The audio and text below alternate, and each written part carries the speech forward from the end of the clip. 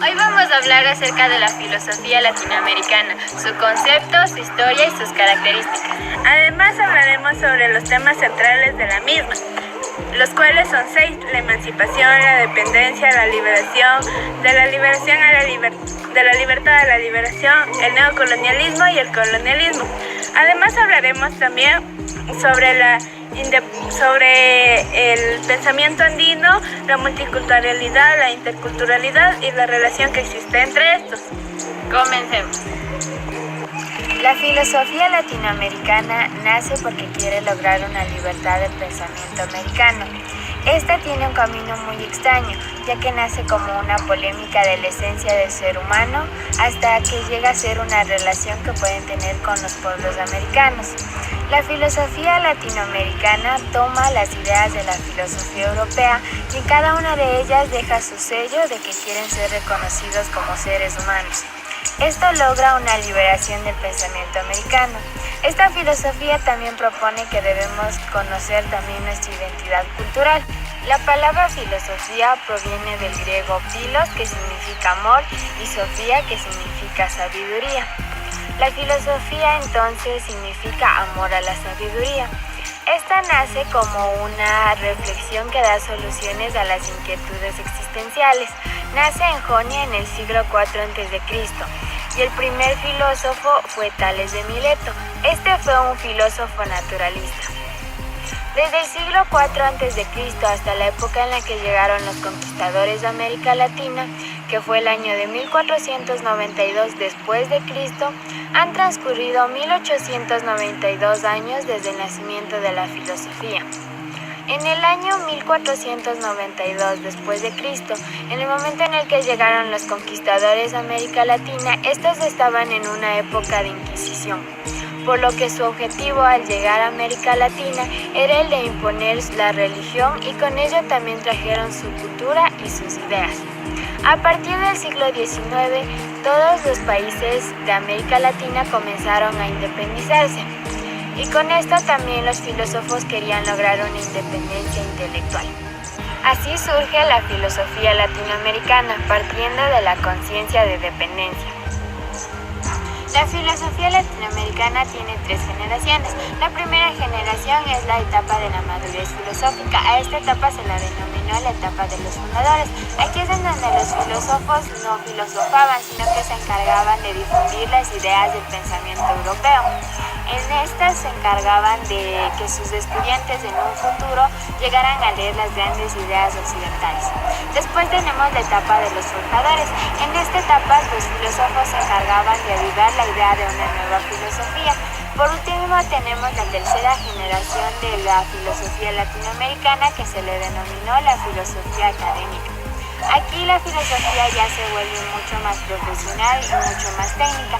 Aquí también hay mucha influencia de varias corrientes, como por ejemplo la filosofía escolástica, el idealismo crítico, el positivismo, el existencialismo, y también tenemos a los estudios latinoamericanos. En los estudios latinoamericanos se encargan de estudiar el ser, la historia y la liberación de América Latina. Tenemos la primera vertiente, que es la vertiente ontológica.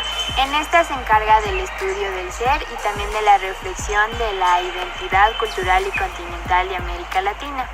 Esta nace en México debido a la revolución nacionalista que hubo en ese país, lo que hace que los mexicanos comiencen a reflexionar acerca del ser, pero no solamente de México, sino de toda América Latina.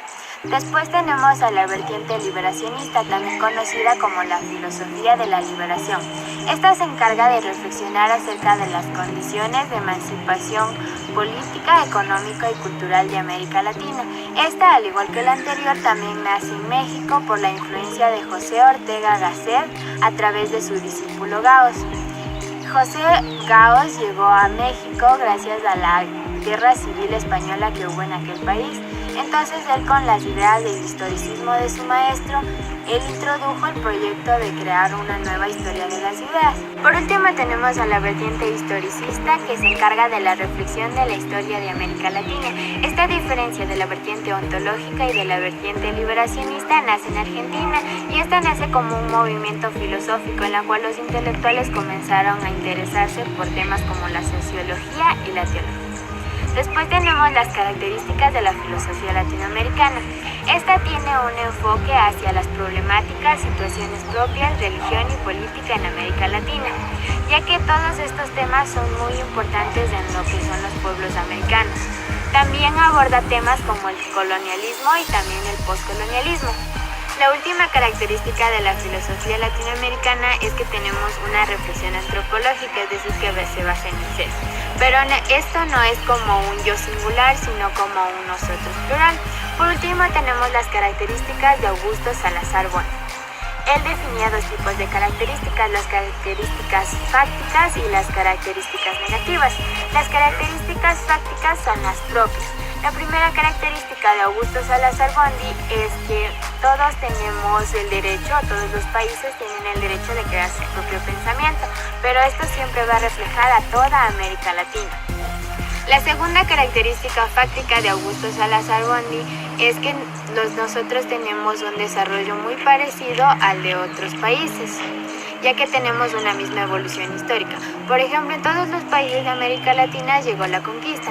También tenemos que la filosofía latinoamericana está muy ligada a lo que son las actividades de los pueblos originarios, ya que, como dije, la filosofía latinoamericana, su base es siempre fijarse en todos los pueblos de América Latina, tanto en su cultura, identidad, etc.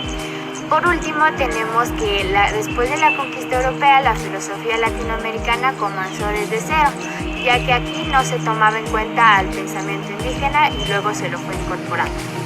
Las segundas características, que son las características negativas, es que tenemos siempre un imitativo reflexivo. Y también con esto podemos aceptar siempre el producto teórico que viene de Europa, ya que como filosofía siempre se cree que si es de afuera es mucho mejor. Y por último, no tenemos una metodología propia, lo que hace que siempre haya una inflexión ideológica. A continuación vamos a ver los temas centrales de la filosofía latinoamericana. Temas centrales de la filosofía latinoamericana. La filosofía latinoamericana tiene 6 temas centrales. ¿Cuáles son estos? Estos son la emancipación, la dependencia, la liberación, de la liberación a de la libertad a la liberación, el colonialismo y el neocolonialismo. Comencemos con la emancipación. La emancipación es el núcleo de la filosofía latinoamericana. De aquí se deriva el eurocentrismo y la teoría de la dependencia práctica, de la independencia práctica, económica de la hegemonía de Europa y Norteamérica. El eurocentrismo considera que Europa es el centro de las civilizaciones, mientras que la independencia práctica, económica y política de la hegemonía de la Norteamérica y Europa nos dice que Latinoamérica se separó de ellas dos porque Europa y Norteamérica los dominaban. Leopoldo Sea explica que la filosofía latinoamericana es una creación cultural que busca respuestas originales a inquietudes sociohistóricas de la realidad concreta. Leopoldo Sea explica que la América Latina toma prestada propuestas de la filosofía occidental. Además de esto, Enrique Dussel realiza una propuesta radical, la cual era la descolonización del pensamiento. Sigamos con la dependencia.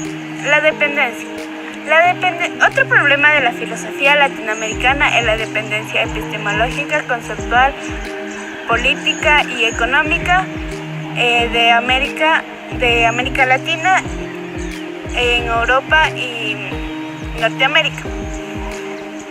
La dependencia nos dice que Latinoamérica depende de Europa y Norteamérica, y que siempre ha dependido desde su nombre hasta la política. Enrique Dussel en su reflexión toma prestada algunas propuestas radicales del pensamiento occidental y nos dice que no se puede dejar a un lado la descolonización. Además de esto, explica que América Latina se está convirtiendo en una periferia que proporciona alimentos, materias primas y sobre todo recursos naturales para el centro. Así pues, la economía mundial está en un centro y en una periferia. Enrique Dussel toma dos bases filosóficas, que es el yo cartesiano y el otro, o lo marginado y lo excluido. El yo cartesiano es el yo eurocentrismo. Sigamos con la liberación. La liberación, o también dependencia de la liberación, que es una propuesta hecha por Enrique Dussel, nos dice que es el reconocimiento del lenguaje y el pensamiento dominante. Uno de los objetivos de la liberación es llegar a la comprensión de la realidad latinoamericana. Pero esta no es una realidad no es una realidad de abstracción, sino más bien es metafísica de la presencia de lo real, lo marginal. O sea, tenemos que ver a las personas esclavizadas o maltratadas para continuar con la liberación.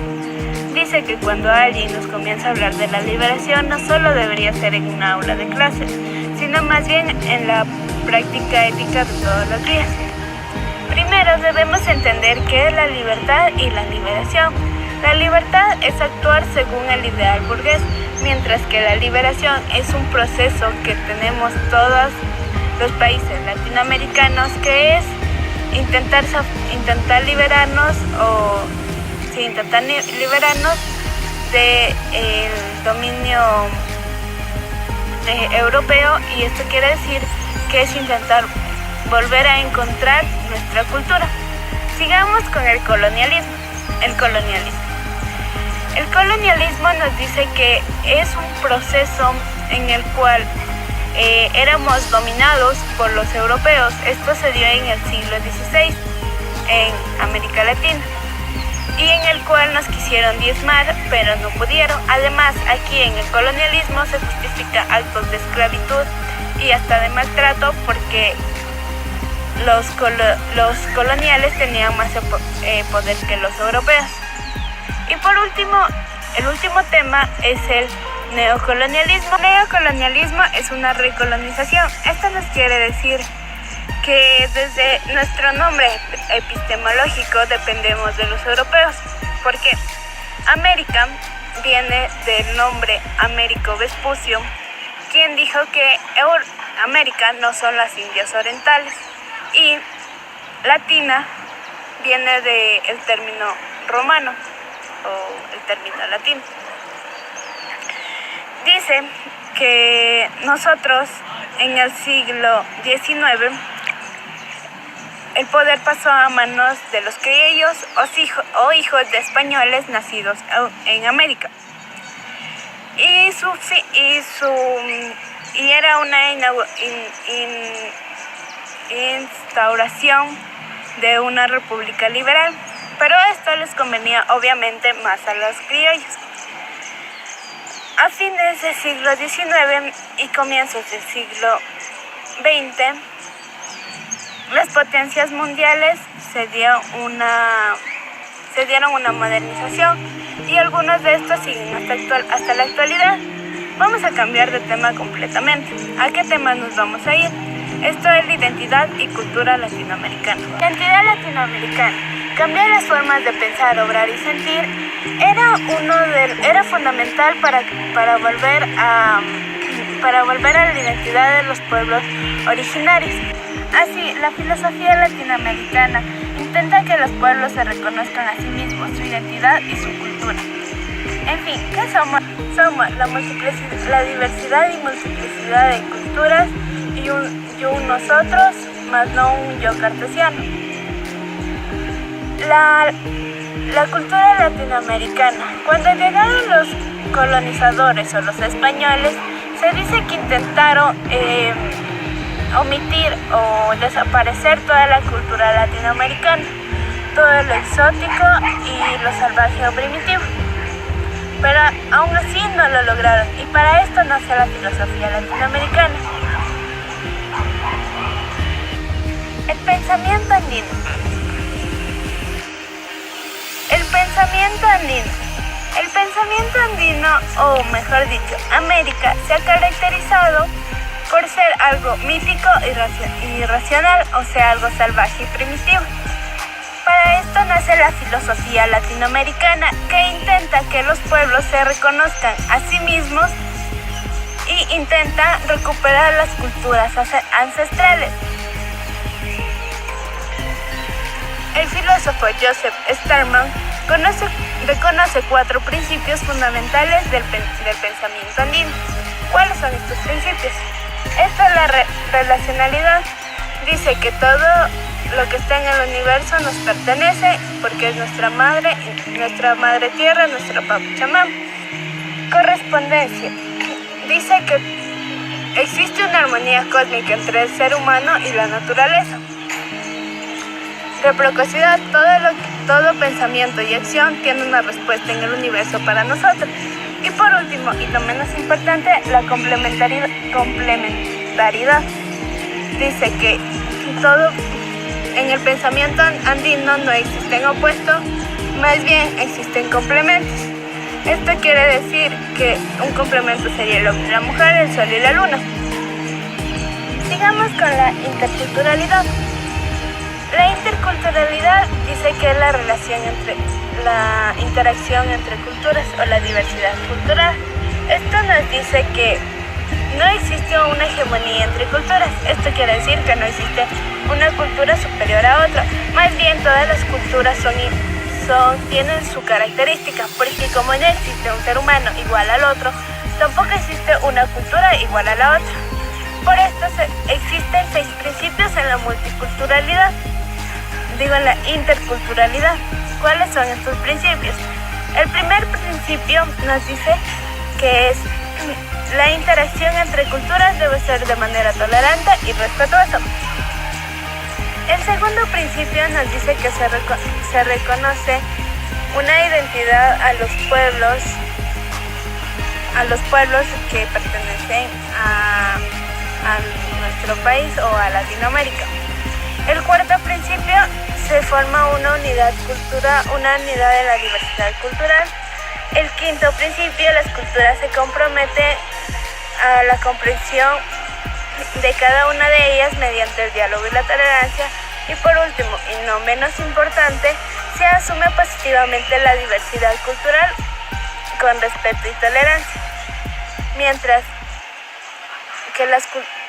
que en el quinto principio se comprometen con igualdad y el diálogo. En estos 5 principios nos da 4 valores fundamentales: el diálogo, el respeto, la tolerancia y la igualdad. Continuamos con el siguiente tema. Tranquilos, y acabamos. La multiculturalidad, aunque se parece a la interculturalidad, no es así, es algo un poco diferente, ya que la multiculturalidad es que existan en un tiempo y lugar determinado varias culturas. Esto puede ser en la escuela, en el trabajo o hasta en un parque, se podría decirlo así. En esta multiculturalidad puede existir actos de etnocentrismo, pero también se puede dar diálogo entre culturas. Un ejemplo sería que en una escuela exista multiculturalidad entre sus compañeros, pero que alguno de ellos quiera tener el poder sobre el otro. Esto se daría un etnocentrismo, que quiere decir que una cultura piensa que es superior a la otra, pero no es así, ya que todas sus culturas tienen su forma de ser y sus diferencias. Como dije anteriormente, no existe ninguna persona igual a otra, mucho menos una cultura va a ser igual a otra. Pero hablando, se puede dar en la igualdad y la tolerancia, como mencioné en la interculturalidad y en los anteriores principios. Como conclusiones de todos los temas que hemos visto, podemos sacar 4 importantes, que sería que la filosofía latinoamericana nos enseña a querer y respetar la cultura. Además, la filosofía latinoamericana nos enseña de Latinoamérica y su cultura. Que después de la conquista, la filosofía latinoamericana nació para que nosotros sepamos cuáles fueron nuestras raíces y nuestras identidades. Y por último, aprender a querer y valorar nuestra cultura, aunque no sea tanto nuestra, pero que pertenece a nosotros, porque primero estuvieron aquí nuestros indígenas y luego vinieron a ser conquistados. Pero para esto nació la filosofía latinoamericana, para que recordemos qué somos y de dónde venimos. Muchas gracias por su atención, espero que les haya gustado. Hasta la próxima.